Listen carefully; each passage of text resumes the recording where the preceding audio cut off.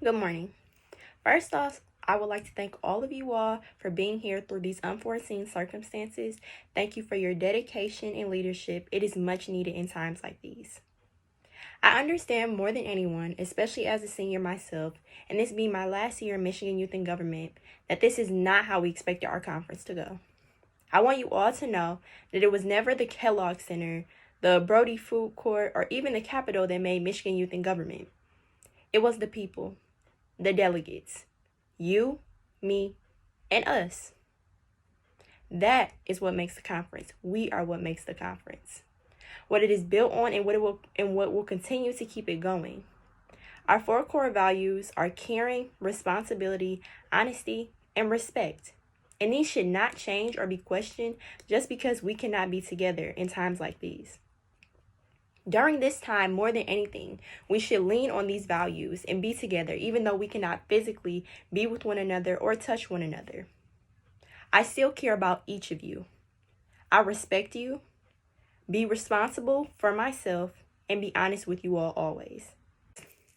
For the first years, stay optimistic. You're being exposed to an opportunity that others after you may not be able to experience. You are a piece of history.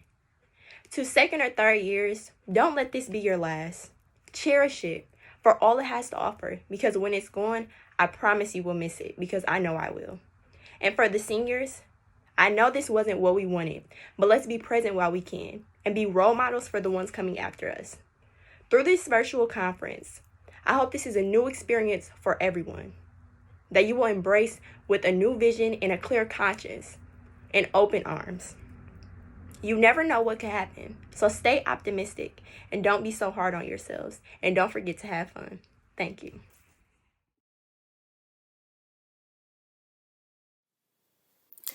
Hello, I am Michigan Supreme Court Justice Elizabeth Clement, and I am honored to join the Michigan Youth in Government Spring Program to administer the oaths of office. First, I am sorry we are not together in person. These are unprecedented times, and I applaud each and every one of you for continuing with this incredible opportunity, even if we all have to do it virtually. Second, regardless of what your future goals are, whether that includes studying political science or government, or a completely different path, the leadership and communication skills that you would develop during Michigan Youth in Government will be invaluable as you continue your education and future careers. I am so proud of all of you for your involvement with this program. Now we will administer the oaths of office. Youth Governor.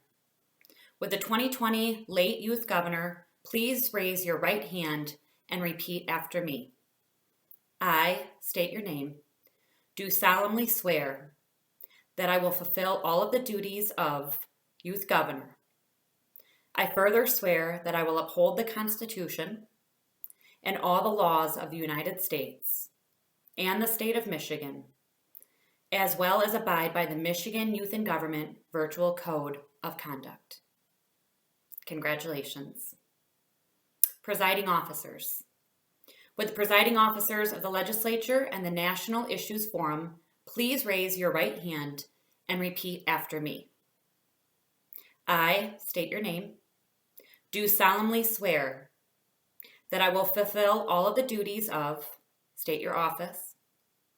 I further swear that I will uphold the Constitution and all of the laws of the United States and the state of Michigan, as well as abide by the Michigan Youth in Government Virtual Code of Conduct. Congratulations. Leadership team. Would all committee chairs, press editors, the head lobbyist, the chief of staff, and delegation leaders please raise your right hand and repeat after me? I state your name. Do solemnly swear that I will fulfill all of the duties of, state your office.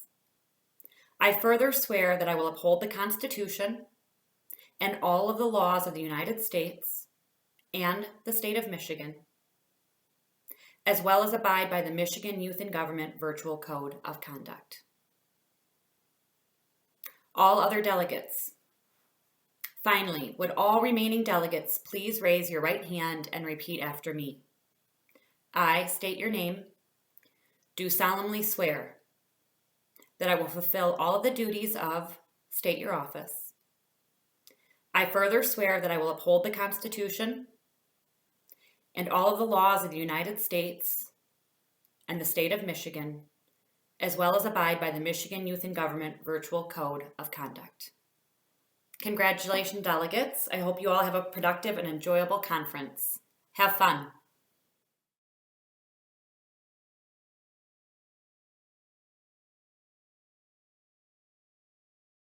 Welcome, students. My name is Lee Chatfield, and I am Speaker of the House here in Michigan. I'd like to welcome you to this year's Michigan Youth in Government Virtual Conference. Here in America, with our system of government, it only works if we have an informed citizenry. Understanding our processes, the way this works, bills being passed and signed into law is incredibly important for what we do on a day-to-day basis. Our country was founded by we the people. And in order for that to work, we need people to be involved and understand what's going on. We were built on the idea of personal freedom and individual responsibility. So I encourage you to do your research. I look forward to hearing how the virtual conference went, and I wish you the best of luck, and I look forward to staying in touch. Thank you very much.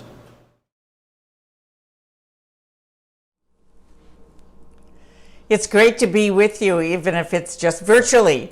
I first want to thank everybody that's involved in the YMCA Michigan Youth in Government program, the advisory committee, all the staff, everybody who I know has worked really hard to give you this opportunity. And I know you have worked very hard to be here as well. It's got to be very disappointing not to have an opportunity to be in the legislative chambers and the other places you had hoped to be able to experience. But it's also one of those moments where it's really important that you are involved in this special program. You know, we are a very independent lot in Michigan, and as Americans as well, we make things and grow things and invent and build things, and we work hard for our families. And there are things that we have to do together to have the quality of life that we want for ourselves and our families. And that's what we do through government. That's what governing's all about, making the decisions that allow us to make sure that we have clean air and clean water, for instance, which we obviously can't do by ourselves. Building those roads, fixing those roads and bridges and so on, which we can't do by ourselves. And certainly, we can't protect ourselves from a global health pandemic, and we are seeing what's happening right now. Folks working really hard, our doctors and nurses and everybody who's involved in working hard to keep the economy going and keep us safe. And we know that we are impacted whether we know someone with the virus or not because of the nature of a public health crisis. And that's why we have to govern. We have to have government leading the way as we move through this.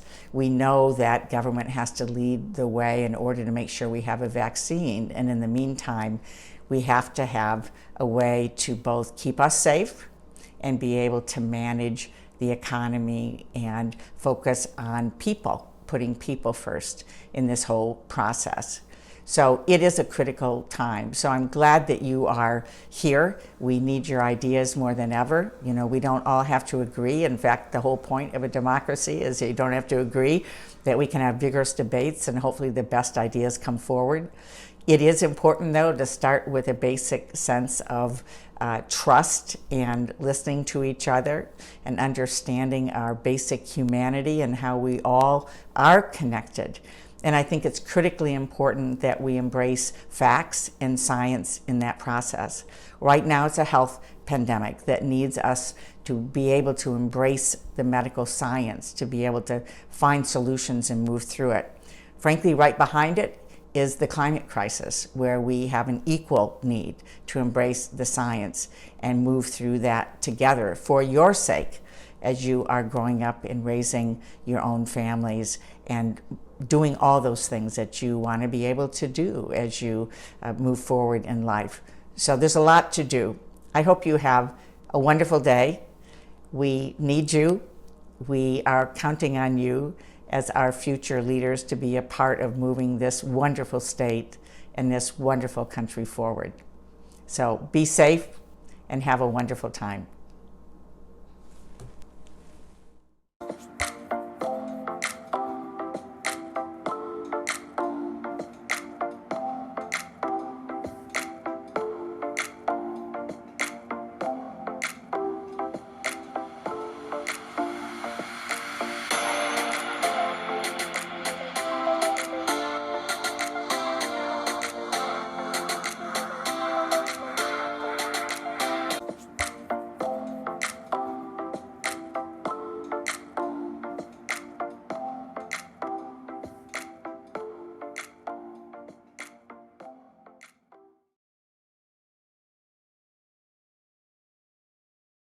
Hey everyone, welcome delegates to the Michigan Youth and Government Late Conference, gone virtual.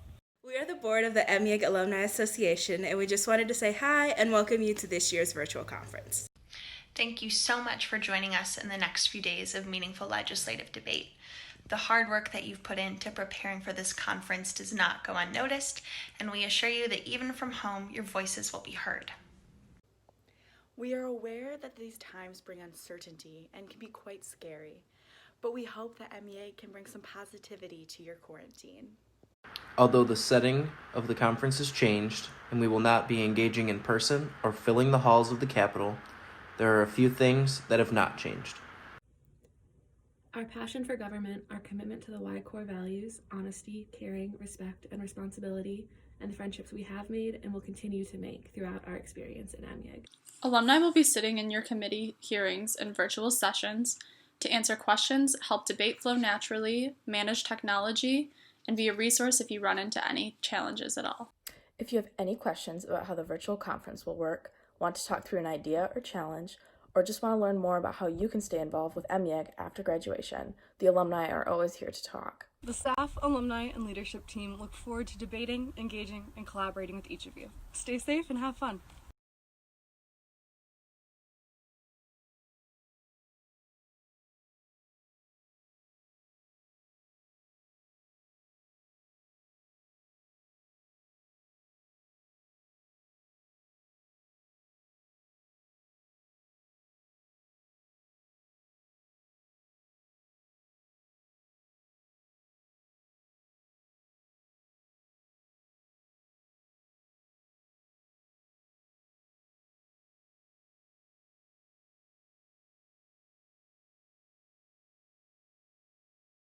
Afternoon.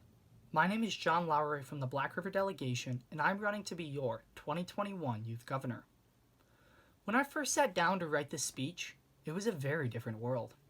Nothing had been shut down, there was no curve to flatten, and it was still an epidemic. But then, everything changed in the course of just a few days.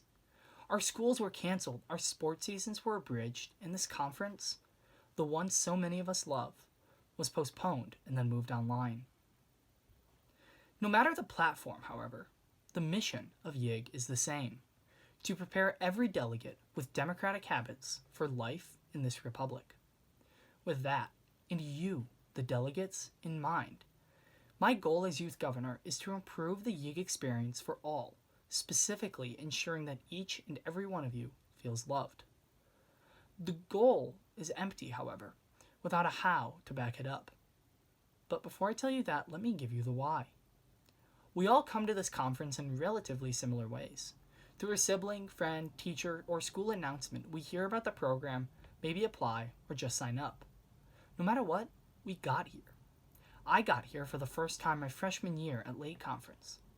But, and I bet many of you have experienced something similar, I did not get it. You know, we hear the stories, the jokes, and about this life-changing experience, but we don't grasp it. Through the conference, though, it starts making sense. We start understanding why everyone says this program is really about the people. Through the years, my appreciation for this program and the delegates within it has continuously grown, and the beauty of this program has been made especially clear through this time. Although our relationships from YIG are often formed in person, they are then maintained virtually, and that has not changed. My why then, although it is cliche for a candidate to say at this point, is you, the delegates. You have all taught me so much, and I know that every delegate deserves to feel the love of this program. So now we get to the how. First, I will promote accessibility to the conference through delegation-level fundraising. Second, since it is about the people, I will prioritize relationships. And to this end, I propose an emphasis upon the community gathering time on the first evening. It will be a welcome home to old delegates, but equally as important, a welcome to a new home for first-timers. Third, although this program is filled with so much love, there are instances where hate and fear push it out. To combat this, I will strengthen the student reporting system, ensuring that we adhere to the Y core values of caring, honesty, respect, and responsibility. Fourth, I will prioritize feedback from delegates and position holders to improve the conference as well as look at other states for inspiration. I know that was a quick summary of my platform, so if you want to learn more, feel free to visit my Instagram, johnforgov, or email me at johnforgov@gmail.com. I hope you all have a great conference, and I look forward to answering any questions you have at the live town hall tomorrow. This conference will be different, but remember that the Lansing spirit is not at Kellogg, it's not at Cooley Law, and it's not at the Capitol, but it is inside each of us. Thank you.